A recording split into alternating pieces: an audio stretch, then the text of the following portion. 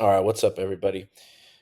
Made a little whiteboard over here for you to see. We're going to talk about marketing and Facebook ads and all this good stuff that's going to help you guys generate a ton more revenue. Okay, so Facebook ads. There's two primary campaign structures that we will focus on. The most important by far is the lead campaign. Basically, you're going to run your ad, and then after this, it's going to redirect your potential clients into filling out a submission form where you can collect the necessary information: full name, email, phone number, address, whatever it is that you might need. These are great because they're usually higher quality. People that are willing to fill this stuff out are more likely to jump on a service or a promotion rather than engagement style campaigns, which really the focus of engagement style is exactly that. It's just to get engagement. It doesn't necessarily mean that you're going to close the most qualified people, but you will get more likes, more shares, more followers, whatnot. So it's good to actually balance both of these. But if you are primarily focused on getting leads, lead campaigns is the way to go. Some people do get leads from engagement campaigns, but in my experience and in the experience of everybody else that you're going to talk to, they will all say engagement campaigns, they give you low quality leads. And a lot of the times, I'm not sure why. I've tried talking to Facebook about this, they don't have an answer. It will just randomly spam people messages, and then it'll write them down as a conversion, like somebody clicked on the ad but they didn't. So I've had probably the last engagement campaign that I ran, I had about 100 message conversations. Probably 25 to 40 were on purpose. Of those 25 to 40, maybe 15 were actually somewhat serious. 10 followed up, and maybe 5 closed. Okay. As opposed to lead campaigns, if I get 10 leads, I'm closing at least half of them. So it's a big disparity between the quality. And that's probably just the algorithm right there. It's targeting people that are more likely to just click, follow, share, is a different audience than those that are actually going to fill out information and ask for a service. So what I like to do is I like to set the daily budget somewhere between $10 and $30. I feel like it's just enough to where thousands of people will see it, and you're going to collect enough data so that the algorithm gets better at finding who your target market is. You can obviously go way over this. If you want to spend $100 a day, great. But in my experience, there is a fine tuning moment that you should let this thing run for at least a week. Facebook doesn't do very well with abrupt changes. So if all of a sudden, you're having some success at $10 a day and you want to go to $50 a day, that doesn't necessarily mean you're going to 5x the amount of leads. Okay. Because what Facebook does is it's really careful with how it allocates the budget. And if it feels like it's starting to run out, it's going to focus the remaining money on higher quality leads. If it has a budget to blow, it will blow that budget. Okay. And obviously that changes. The more data you gather, the more people that you get into their timelines. It's all about gathering data for the algorithm. But there is a little bit of a balance that you have to pay attention to here. So there's three really important things that an ad must have. And I see countless ads that don't have any of these, or they just do one of them or whatever. But really, ads are simple. There's three main things: a hook, an offer, and scarcity. Okay. We have to drive urgency. We have to drive some type of call to action. Okay. So let's start with the hook. What's the point of the hook? Well, it's to grab attention. Okay. Why? Because if you run ad campaigns and you have video campaigns, especially, you can look at the data. 50% of viewers will just scroll past it after 1.5 to 2 seconds. And that's probably being generous, honestly. This is from my videos, but a lot of people, say the same thing. Realistically, you have 1 to 2 seconds. Okay. People have TikTok brains now, and it's just a matter of grabbing their attention just for that little bit. So you have to have a really good hook, whether it's funny, whether it's your price point, whether it's a special that you're running, whether it's like calling out the specific town or specific whatever it is. It has to be something that grabs that person's attention instantly. Okay. So yeah, right here, what I said: price, offer, humor, etc. You gotta focus on those first 2 seconds are the most important. Okay. Second thing is going to be your offer. Okay. You have to create value here. So, what are you offering? Are you offering a bundle in your services? Are you offering a special for, if you're in roof cleaning, are you doing roof cleaning and moss removal? Are you adding a gutter clean? What is it that makes this ad appealing to somebody who might want to purchase? Okay. What's the offer? And it's a good way to promote like holiday deals or whatever it is that might generate more traffic. And then lastly, and maybe most importantly, is the scarcity aspect. Okay, you have to create a timeline. Okay, if somebody sees an ad and they say, oh, $2.99 gutter clean in Sonoma County, they'll think, okay, there's a gutter cleaning company here in Sonoma County that'll do it for $2.99. All right, but if you say gutter cleaning, Sonoma County, only 5 spots available this month, or we're fully booked out. Our team can only take X amount of spots for the rest of the week. But if you book now, you can secure a spot for the end of the month. Whatever it is, you have to create that. Even if it's not legit, okay? You have to make the clients feel like if they don't act now, they will lose this deal and then they're missing out, okay? And something to tie everything all in together, all ads must have your face and or your voice, preferably both. Okay, preferably you are the face of the ad, the voice of the ad, you're in the beginning of the ad. It's They just convert so much better. Okay, I ran a Christmas light ad where I basically took all this stock footage and I just used captions and an AI voice, and then I did it myself, right? Side by side version, same exact script, same offer, same everything. This got zero traction. Okay. The AI thing, people just scrolled right past it. But as soon as I came out and I was in the video, hey, my name is Pablo. I'm wearing the hat. I'm with Vortex Cleaning. Here we are doing a Christmas light job install in Santa Rosa for our friend Margaret, blah, blah, blah. Those convert a lot better. You got to be the face, you got to be the name. Okay. So here's a good example. This is kind of what it's going to look like. Obviously, this is just a screenshot, so it doesn't play the video, but here we have my company, my logo. Give your roof and gutters the care they deserve without professional cleaning services starting at just $3.99. There's see more, so there's more information down there, obviously, but you're going to have to focus on that first sentence to 2 sentences because that's what's going to be visible to people who are scrolling. So have your hook and your offer right here. Obviously, we have the price initially, which is great because, like we said, that first 1 second to 2 second, you need to convey something, and a lot of the times, price is the most successful way to grab somebody's attention. Okay, personalized plus it's my brand. Okay, I'm wearing my hat right here. I got Vortex Cleaning here, Vortex Cleaning on my hat. Hey, what's up, everybody? I'm Pablo. I'm the face of it. Now you know, okay? And look, we're not even 1 second into the video, and that you already have all this information. And then most importantly, scarcity, okay? 5 spots left for next month. Book now, okay? That's kind of like a general one. I'll mess with those every now and then, but just to give you a rough idea of what a successful ad should look like. So let's scroll up to conversions and automations. Okay, this is important because this is a game changer. When I was first running ads, I didn't do a lot of these things and I made a lot of mistakes. And most importantly, I spent way too much time. Okay, way too much time on Ads Manager trying to figure out what's working, what's not, why is it not working.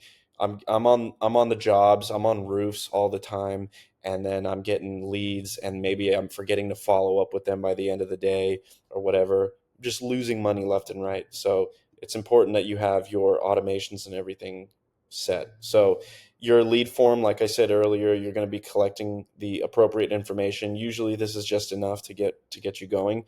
The more stuff you do have on your lead form, the less likely people are going to fill it out. Okay. So you're going to have a higher cost per lead if you are just loading them up with questions. So get the essentials, close them in the sales call or whatever it is, and just make it quick, make it convenient for these people. And some of these people, some of this information will be auto-filled if you have the basic information like this. So try to keep it as simple as possible, because if you start asking for crazy details, people are going to lose interest, and you lost them. So leads are hot. Do not let them cool off. Kind of like what I was saying. I'm on the roof. I'm getting a lead. I forget 5 hours later, it's already 8 o'clock at night. You want to reach out. It might be a bad time, or put it off to tomorrow. Then you forget. All sorts of shit goes wrong. Automate this. Okay. So we use Go High Level. It's the best CRM. And I have it so where anytime somebody clicks on my ad, it'll automatically send them a text message 5 minutes after the lead form has been submitted. It'll send me a notification. It'll create an opportunity value. It'll hold their contact info, everything that they submitted in the lead form. So that's more data that I have, but it automatically starts the conversation with them. So this way, if they feel like they're waiting too long, they're not going to start looking for another company. Okay. And this is also important to have a callback feature so that if you do miss a call, you're not just sending them to voicemail. Okay. And then you're going to call them whenever. My voicemail is, hey, this is Pablo with Vortex Cleaning. Sorry, I just missed your call. To make sure that you get the fastest service possible, I'll be sending you a text right away so that we can figure out how to best suit your needs, or what service you want, or whatever it is. That's my dog snoring in the background. That way it's like, boom, they already know my name. They heard me on the voicemail. I send them an automatic text afterwards. I don't even have to touch anything. You're just streamlining everything, and it really shows when you have all the stuff automated. Plus, you're not so stressed out all the time chasing phone numbers and playing phone tag. So yeah, automated messages are personalized and specific to the service and offer. Okay, so this isn't just a general message that we're going to send to everybody. We're going to make a specific automation for each service, for each ad that you make. So, for example, my company, we run window cleaning ads, solar panel cleaning ads, roof cleaning ads, moss removal ads, and such. And every single time that you click on one of those, it's going to send you a tailored message specific to that thing, or specific to that offer that we're running, whatever it is. This way, it just seems like I'm sending it to you. It's super personalized. We're cutting the shit because it's like we already know what we want. We can just dive right into booking and getting money. Okay. That's the most important thing. So we're going to personalize all these automated messages. And then here's just like a good example. Let's start with the bad one because it's so short. So a bad example of, following up with a lead. Here's a bad text message. One, you're late. Okay. People have TikTok brains. Don't wait an hour or two or a day or whatever. Hi there. Thanks for reaching out to company name.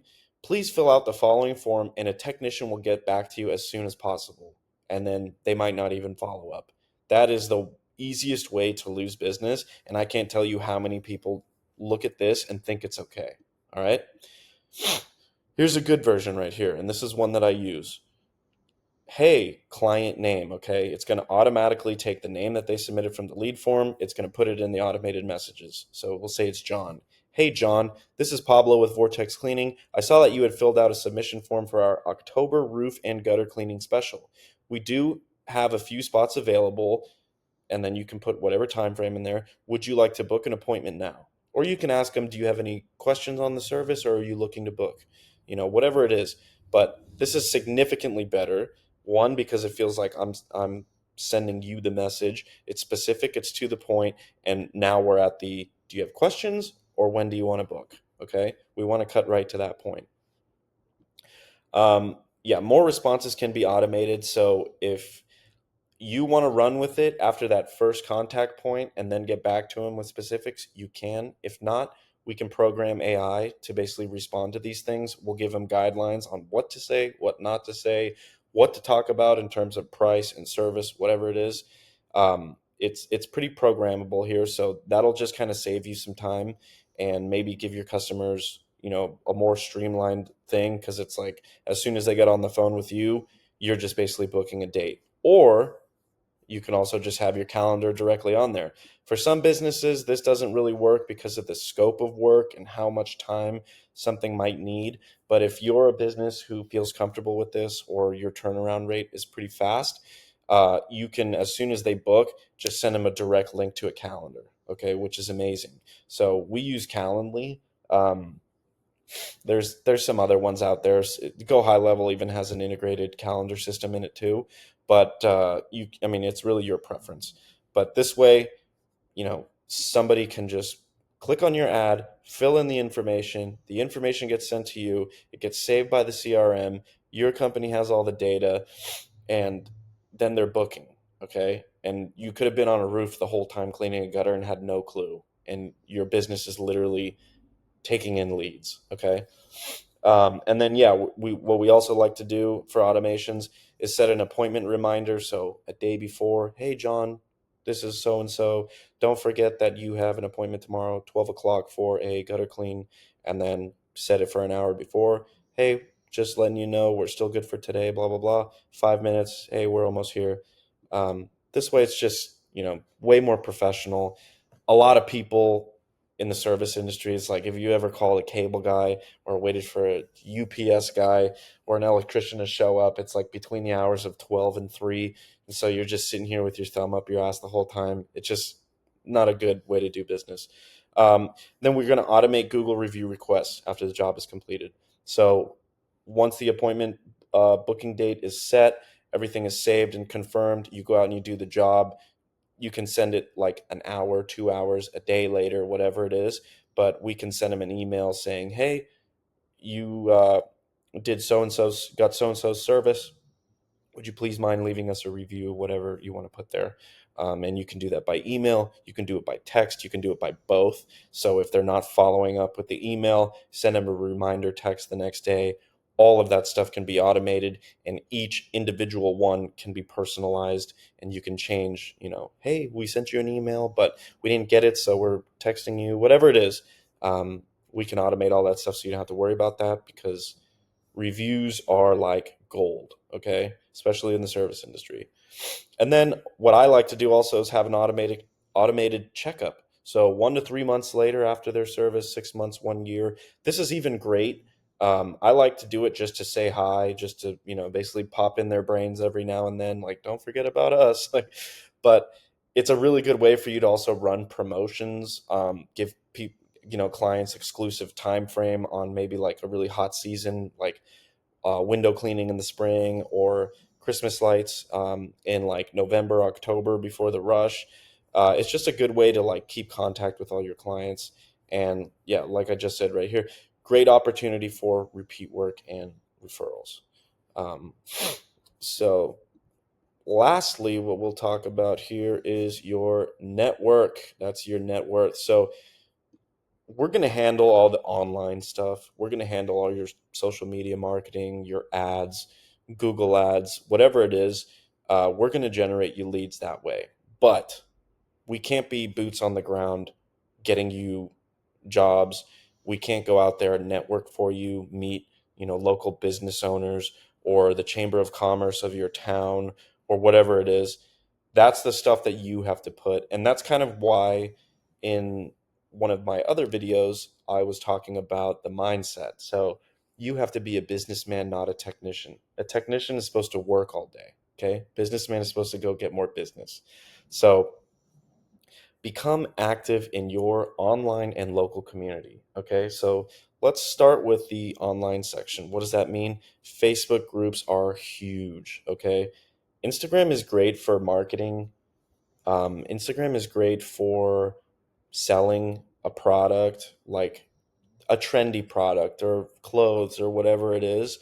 But really, like the best way to get in with your community, if you're in a service based industry, it's like you got like a 50-mile radius of people that you really want to target. And the best way to do that is to also network with them online. So, local business groups on Facebook, HOA groups, Airbnb, Commerce Branch groups, the city hall, whatever it is, local events. Are they doing farmers markets? Are they doing whatever? Can you sponsor a little league team? There's 100 different ways that you can put your name and your brand out there. And this is all just going to build trust within your community, and the leads will just start pouring in. Okay. Like literally, you could do, I put it over here too, like golf tournaments, bar crawls, whatever it is that you feel comfortable with, that you think would benefit. It's not going to do you any damage showing your face and putting your company out there. So it's really important, and a really easy way to get leads is to join online Facebook groups. Um, Nextdoor can work as well. Some people like it, some people don't. There's kind of other similar sites. I think Nextdoor is maybe the most popular one, but it's just another online group, okay? And it's basically a bunch of potential customers talking about what services they need and who they might trust. So you want to get in, all right? Don't waste your time on things like Angie's List or other lead sharing agencies. They can definitely get leads, but they're going to bid that out. So it's a low quality lead. They share it with your competitors, and they all they do is create a bidding war, and they're just making a cut. Okay, so if they get a lead for somebody that needs to get a new panel or a panel serviced in their house or whatever it is, they're going to send it to you, the electrician, and they're going to send it to 10 other people. And this way they can say that they've fulfilled their end of the bargain because they brought you the lead, but because you didn't close it, it's your fault. Well, it wasn't an exclusive lead. Okay. So why are you sharing that stuff with your competitors? And then you're just going to have to price them out basically in order to win that. And people don't want that. So that's important right here, your online networking, but also local, So BNIs are great. You're going to get in contact with a lot of people that are specific in your industry that you're going to need to know, right? Property managers, realtors, local contractors, whatever it is. For my business, I joined a BNI over here and it was pretty small. I mean, there's several chapters around here. Some of them do cost money, some of them are free, some of them have 100 members, some of them have 10 members. It doesn't hurt to just pop in. Usually they're really friendly to guests, and you can go in a couple times and just bring some business cards and go meet people. Even if you're not like committed to one, it's good to just meet somebody. Okay. It just takes one person to really change your business around or create that like that missing link that you needed. Okay. Just a good example, I was a part of this BNI group for a while, and I wasn't really getting that many leads out of it. I thought it was a really valuable resource, just to know these people, just in case, and it's good also if I'm doing work and a customer says, "Hey, do you know a tree guy or do you know a plumber or whatever?" And it makes me look like more of a legit business because I'm well connected within the home service industry. So it's definitely a great avenue to be in. But I wasn't getting really many leads, and then out of the blue, one of the generals that I work with all of a sudden got approved for this big HOA bid, and they needed somebody to do the gutters. So they contacted me. I went out there with them. We met with the property managers and whatnot, and pretty soon after that, I was sending them a bid for $25,000, and they said yes. So it's like, yeah, I mean, I spent like 4 or 5 months going to this BNI group, and I was making, a little bit of money here and there from a couple referrals, and I was getting my business reputation out there. People have heard of me and whatnot. But then all of a sudden, boom, a big job falls in my lap. And then now all of a sudden, more property managers are contracting me for these larger jobs. So one thing leads to another. Definitely take advantage of that. And then local events, something simple I kind of touched on earlier: fundraisers, golf tournaments, bar crawls. Golf tournaments are cool because everybody's usually in a good mood. They're drinking or whatever, and it's business people play golf, rich people play golf. So it's that, to me, that's my favorite one. But yeah, this is basically the breakdown. Obviously there is a lot more detail to all this, but we fit it within a 25-minute video or so. That's basically going to capture like the essence of what we want to focus on. But generate the leads, automate everything to make sure that your conversion rate is spot on, and then go out there, network, get more leads as well. If you do these three things, you will be invincible and you will make a lot more money.